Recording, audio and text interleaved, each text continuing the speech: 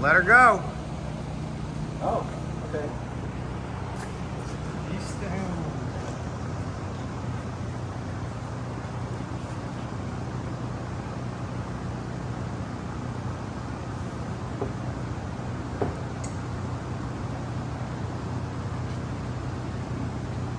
Got an engine. We're out of here.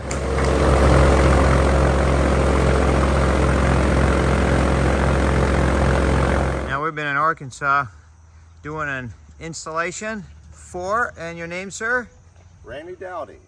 And how long have you been working on the Zenith airplane? I know that it's 2023 now. When did all this start? It was January 2016, so almost 7 years. All right, what made you pick a Zenith? Well, after looking at all the models, the Zenith seemed to be the quickest and easiest to build, and was relatively inexpensive and good performance. So it was kind of a no-brainer. So it won over the RV8 that you thought of. Yes. And then years went by and you have wings and tail and an airplane now. Yes, and now I have this wonderful Viking engine on here, and I can't wait to start her up. You want to try to get this thing started? Let's fire her up. All right, well, make sure the throttle's at idle. So Okay. undo the friction and put it idle. Set your friction, just like your Challenger. Okay. A couple of batteries, both batteries for starting. Battery 1, battery 2. Alternator we're going to put on after about 30 seconds of running. Okay. You need one fuel pump. Pump 1. All right, and then, yeah, crank it. Just very short cranks, couple of seconds. Continued cranking doesn't do you any good. Okay. All right. Clear.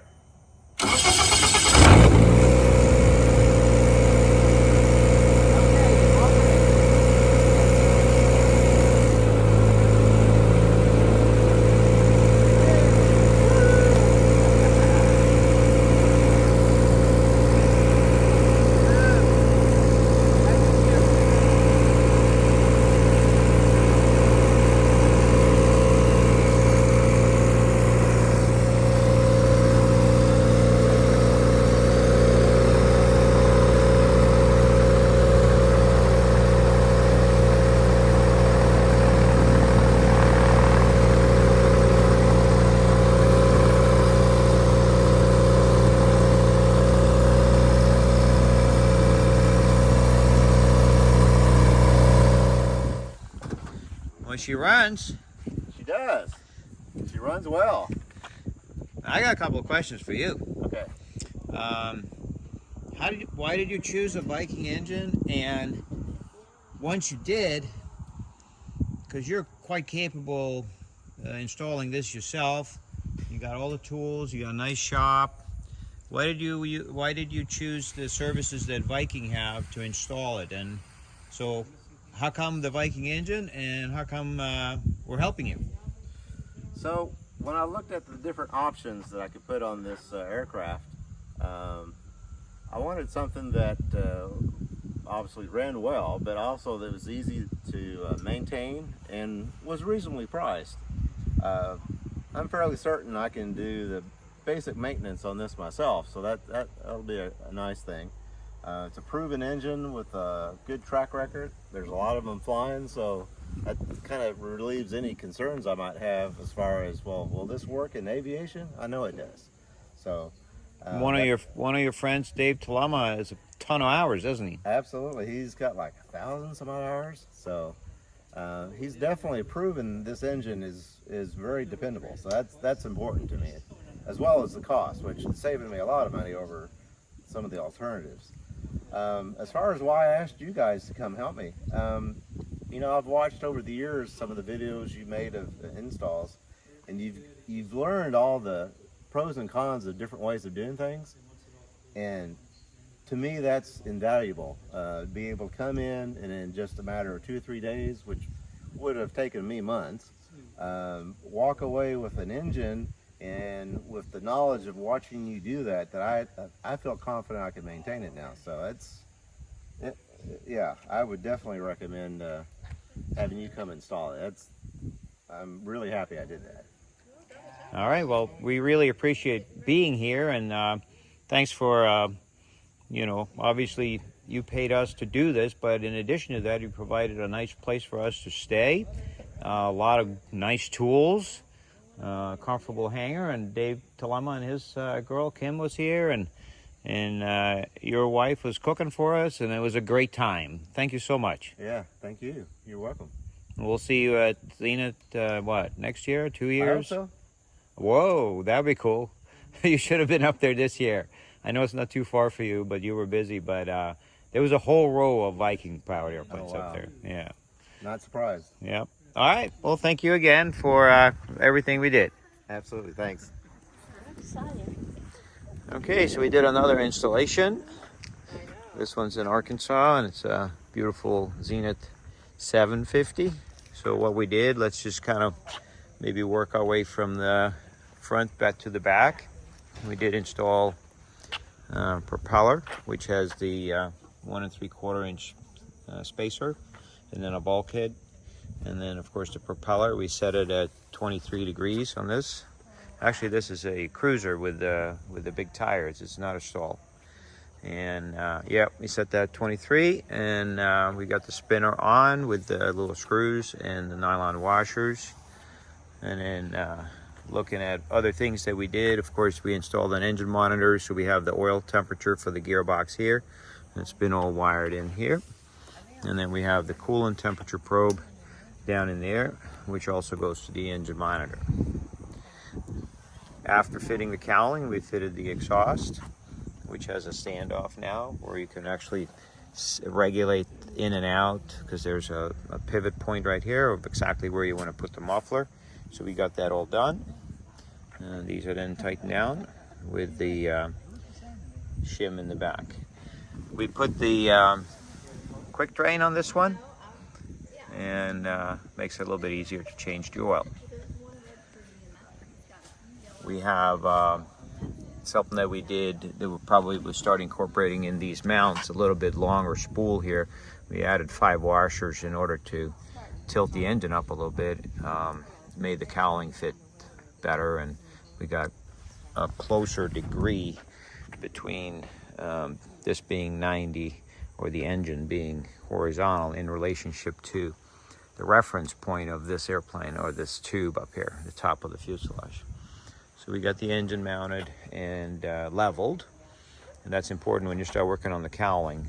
2 things we discovered with cowling work was, yeah, it's important that the engine is level in order for the spinner to be 90 degrees to the cowling, but also we actually made a little boo-boo where we were laying on this here. The cowling was too low. We should have raised the cowling a little bit or put something on top here when we mounted it.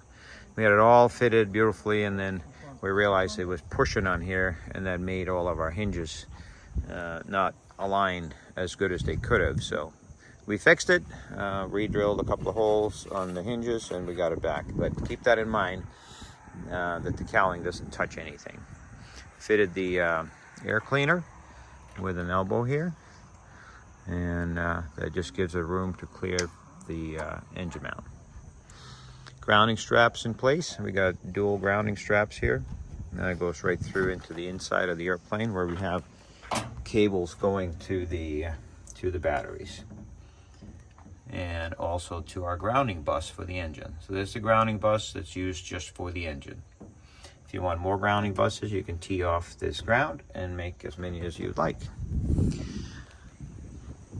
On this side of the engine, we're pretty much done, other than this has already been routed from the factory, and we made sure that it just touches or barely touches the exhaust. It's the blow-by, and if there's any oil coming out, it will just dump it right on the exhaust and burn up.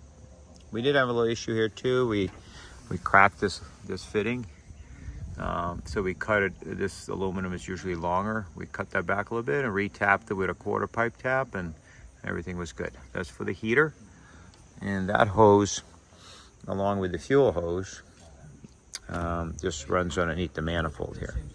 We run those 2 underneath, and then we run the 2 heater hoses right here and put grommets in, and then the heater is in here. It's a little bit bigger heater now. This is the first one. It's a nice unit. So we still got obviously some bundling to be done here, but Here's the heater mounted. It's got a nice 3-position switch, and you can see the routing of the hoses back there through the grommets and then onto the heater using the screw clamps. Let's go back to the engine compartment and see what other things we can talk about, like for instance the starter cable that is up in here. Right there, we got the starter and the alternator cable onto the starter, and we loom those wherever they run close to the engine. The alternator one just kind of runs down and onto the alternator here. It's very, very important that that is strain relieved on the alternator, so that when the alternator vibrates, the cable vibrates with it, otherwise it'll break right here. You can also use like welding cable or some really flexible cable in addition to doing that. We got the heater plumbed like we saw on the other side. There's also a heater fitting right here with the heater hose going to the heater, or back from the heater as a return. Other than that, we mounted, of course, a gearbox vent, and we have a hose from that to the gearbox vent bottle. On that one now, I take the rubber seal out of here and drill a tiny hole in the cap just to make sure that it is vented properly. We also got the different kind of hose, more of a spongy hose that's used for the this hose is for the gearbox, is an oil resistant hose. It's a kind of a thinner hose. This one's more of a neoprene or spongy hose. That's for the coolant, and it just goes to the coolant bottle. So we route that with all the other hoses and down to the bottom of the coolant bottle right here. And it's usually a little bit too small, but that type of hose is very flexible, so we can slip that on with just a little bit of water on the hose and then gently push it on there. Of course, we use the Evans coolants. You can't use anything else, and you don't want to use anything else. Never put water in it, and that's because we have a 0 pressure cooling system. This is the latest bottle. We like this one. Use that one instead of any other bottle. We also like to have a bigger bottle for the coolant than we used to. We used to have one of those. This gives you a lot more forgiveness as far as the level. And it has a vent hole right in, it says coolant up on here, and in the letter O is the vent. Other than that, we obviously worked on getting the engine onto the mount, so we were able to put these bolts in with no problem. We send out bolts that are a little long now, just because it just seems like it's always like either a little bit too short or a little bit too long or whatever. So you just use whatever washers you need to make that fit. And don't forget the leveling of the engine if needed. We got it bolted up top as well.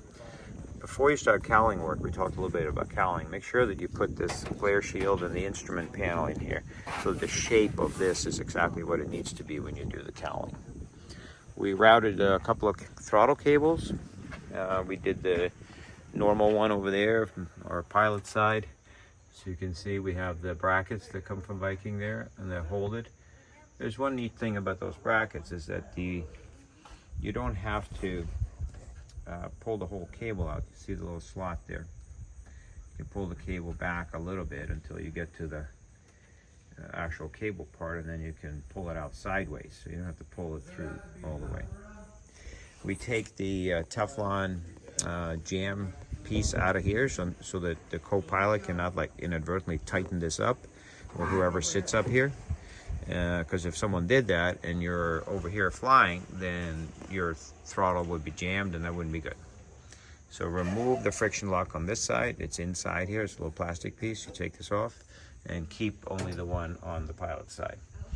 And then we did oil these cables a little bit. It just seemed like they were moving a little bit tough, so we put a little oil on them and then made them work a lot better.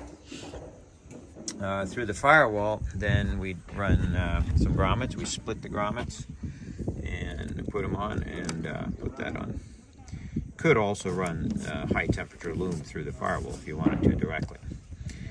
There is the loom, by the way, is important because this housing, this jacket is very abrasive, and it would just tear up things when you touch it. So we loom all that up, and we got to go one up here, and we got one coming from the other side, and that is the dual throttle installation. So you basically got it coming through here. We have it tied right here, just loosely held down, and then over here is where the dual throttle parts go together. In fact, both cables are kind of sticking out towards me here, and we screw everything together, and then we fold it back over, thread it underneath here, and then bolt all this down, tie this off, and then work on this area here where we get a jam nut down there. We actually put a little bit of blue Loctite on this one because we didn't have room for a jam nut. We made sure that this bolt, the ball, was on the second one in, so that we would have full travel all the way one way, all the way to full, all the way to idle, and it was up against our idle screw, which is here, so we could adjust it. And here we use washers underneath here and underneath here, and the nuts and a clamp on both sides. And there's a little dimple here that has to go in a groove that's in these cables, and that's what sets exactly where they need to go. So it's all very important that that's just perfect, and that the whole thing just slides very smoothly, and that you end up with a good setup. So this cable then goes just like down here and right through. That's the cable set up for the throttles. Now, as we move along, we did the radiator. Right now we just got a little bit of foam here because we're blocking air from the radiator initially until we get it primed. And here, by the way, is a vent, crankcase breather vent. There's one on the other side on the exhaust, and then there's one here that goes to this cover up here. All right, so let's get on to the radiator. We got the radiator here. Now the radiator shroud stops here because the new style cowling starts here. And then we ended up using the first rivet outboard of this sheet metal is where we attached the shroud. Now it's going to bend in a little bit, there'll be a little curve in it to do it that way, but it worked out real nice. And then back here, it fits. You're going to have to clear this rivet here and clear this rivet there, and it all kind of just lines up by itself. Back here, this piece, it's a little tricky to get pre-made, so you might have to, you know, change this bend a little bit, or just to make it so that it fits from there to there to there. And then of course those notches are going to line up with that. And then the fuel hose, we ran it along here in this corner up underneath the radiator, and we made little holes and tie wraps, and we held it. And now we're going up through the floor back here with a 90, and we're going to get inside the airplane with the fuel hose, and we'll take a peek at that as we're coming up here. And you see that the fuel hose just comes up through here with that 90 degree. There was enough room without doing another 90 to have this just kind of bend underneath the seat pan, and then we'll just notch out for this cover here, so we, you know, clearly we have plenty of room for that. And then we just ran it underneath the seat pan here, very simple, and out through here and here, and then we started with our filters. Okay, so let's see, basically have it like that. Let's see all the pieces there. The high pressure filter with the flow direction in the right direction. Quick disconnects, tie that down to a stringer, and then that goes back to the fuel tank, which is underneath the airplane. Owner's going to put an access panel here. It'll have full access to the tank, but for now that's not there. But we're going to go underneath and take a look at how that was all set up. So basically we already looked at this filter from the other angle. Quick disconnect here and there, so you can change it real easy. All this aluminum angles here, we just put little holes like centered on that, and we can use tie wraps to hold things to it. So this one then just goes up here. We have a place here we can tie stuff and put a loom on anywhere where it's got a sharp edge, and then the fuel goes right into the header tank right there. And there's a lot of ways of doing that, but let's try to explain how this one was done, if there's enough light up in here. And we'll just see if we can explain it. It's a little bit dark in here, but let's just take a peek and see how good the camera is. So we're coming through here, through grommets. The top one will be the vent, the bottom will be the feed. And then we go into a quick disconnect fuel filter. And then right into this tank, back in that corner. Yep. And then we need a vent line too, go into that tank. So we pick any one of these fittings back here, because there's 4 of them that are equal. That's actually 5. And so we pick this one, and it goes up and runs parallel with the other fuel line on the top, and then goes out to the wing. That'll be the top, meaning it's the vent. And the same with this side. Ended up coming through over here. We drilled tiny little holes in these stringers, made a standoff so we don't get that sharp edge against the hose, and tied that up.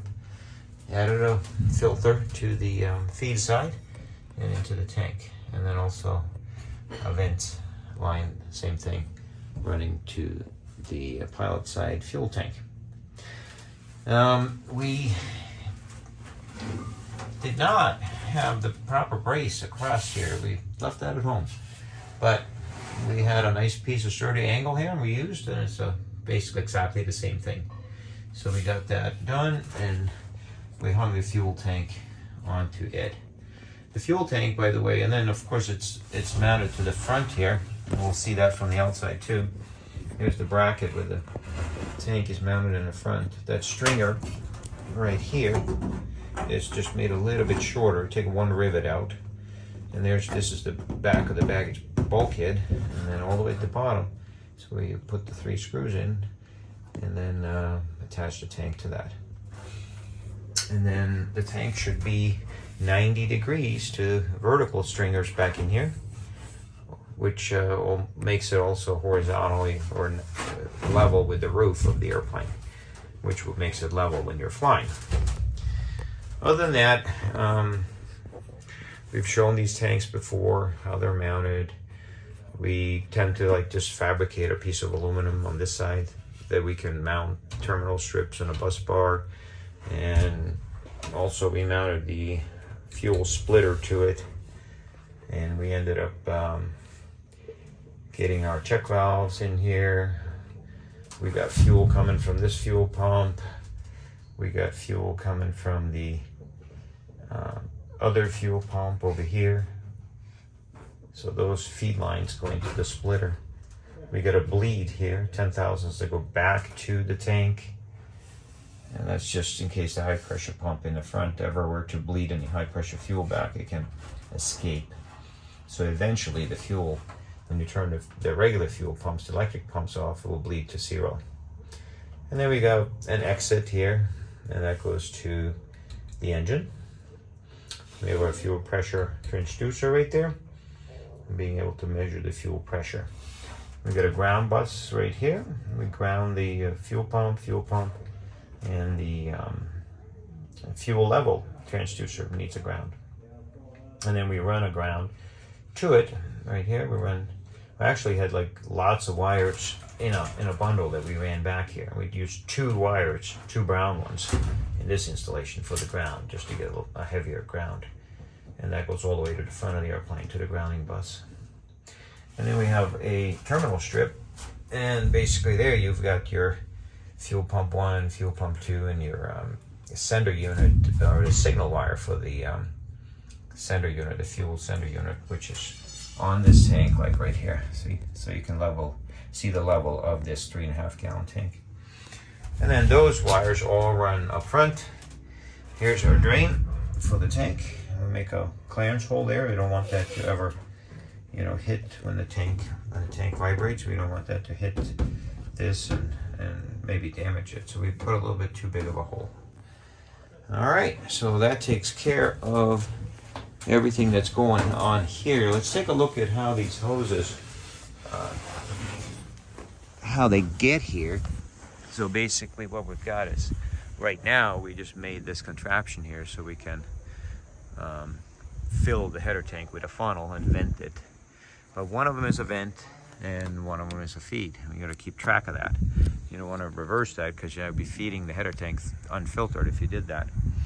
And then we got hoses here that feed that. Now what we did is, up here is where we're going to go through to the back of the wing.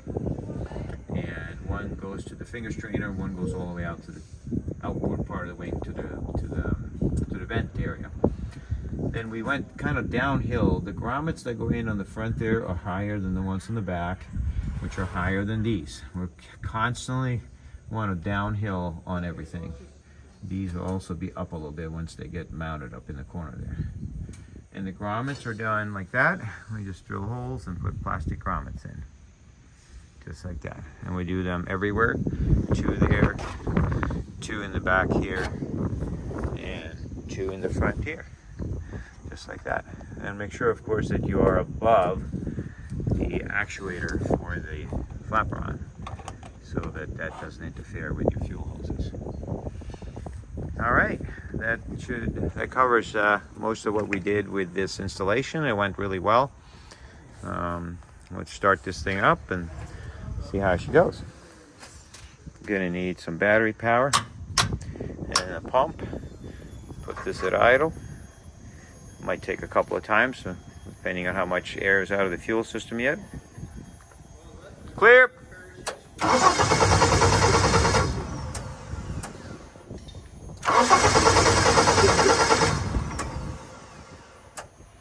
Maybe third time.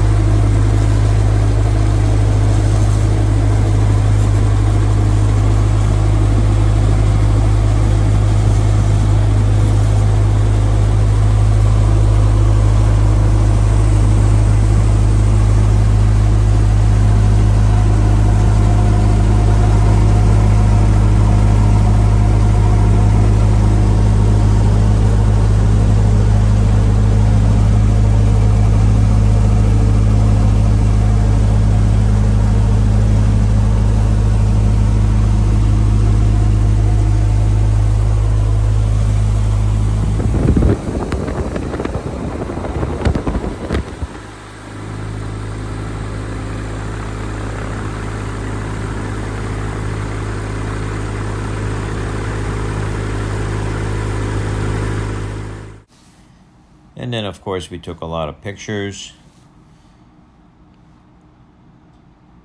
Dave Telema was there with our 650.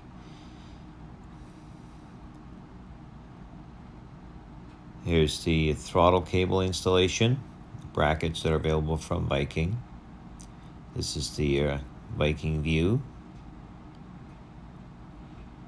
And we placed everything on shelves. Here's the other side of the throttle bracket for the co-pilot's throttle if you have dual throttles.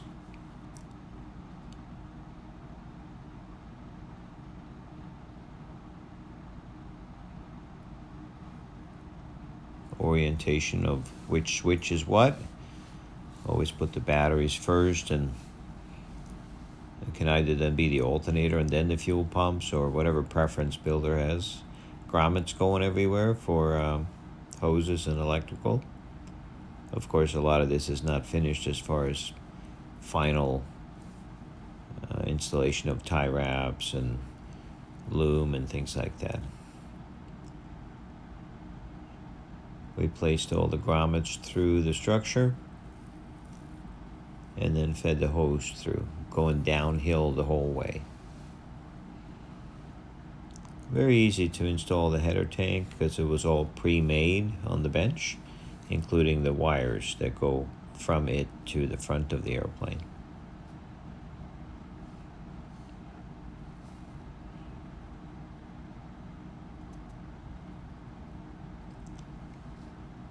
And these are just overviews of the same type of things that were in the video. We ran the engine for a while, making sure that the cooling system was running good. Bled the air out of the system. Drained from the header tank.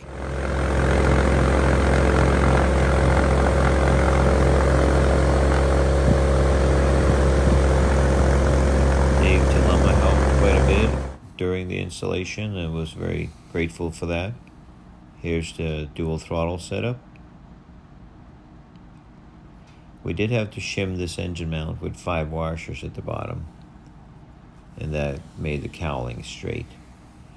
We also had a little problem. We took good care to make sure that the cowling was perfectly level and all that before we cut it, but we didn't know that it was actually touching a little sensor on top of the engine, and we discovered that later and had to move a couple of hinges. So be careful with that. Make sure you have enough stuff on top of the engine, like as a couple of rags or something, to keep the cowling from laying all the way down.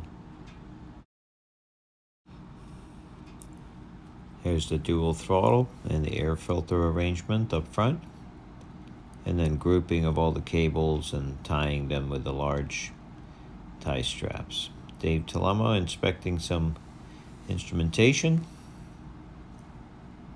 and we're all happy to take pictures of what we have completed. Here's where we split the hoses when we filled the cooling system, and these are the 5 washers I mentioned, so 4 additional.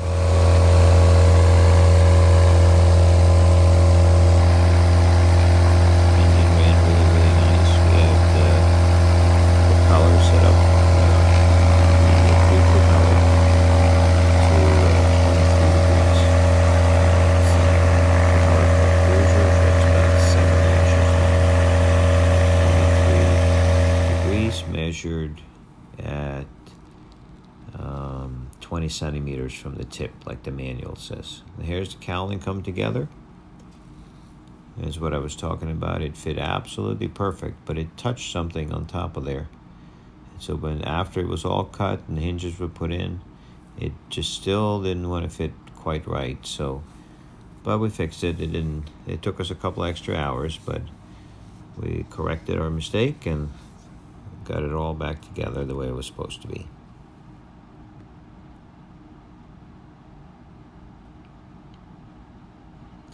Here's where we started out.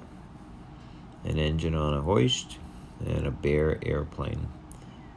Mounted some bottles for the gearbox overflow. Took the rubber cap out and drilled an additional hole to make sure that it was vented properly.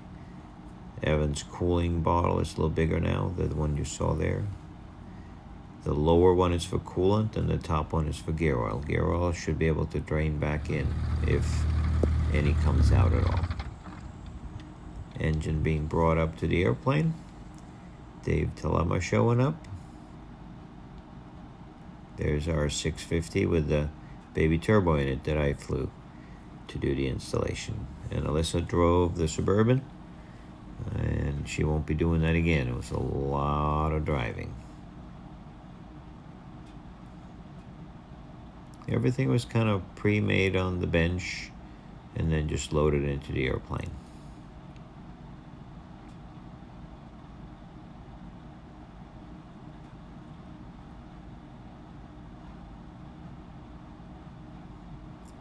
Nice tool for deburring.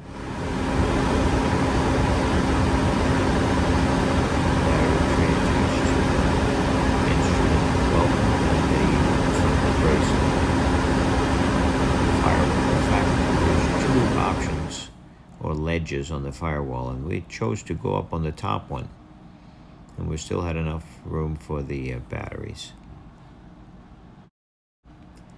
Alright, so we're trial fitting the new heater. This is a more powerful heater, mounting the ECU for the engine.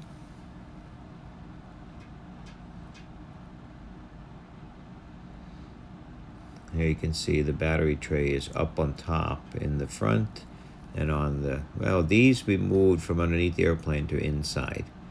That way the radiator can lay flush. Those are floor stiffeners, and they can be inside or outside, doesn't matter. But for us, it makes sense that they're on the inside, so the radiator can lay flush against the floorboards. Here we're putting in the battery pass-throughs with flush screws so they can't short out, especially on the positive side.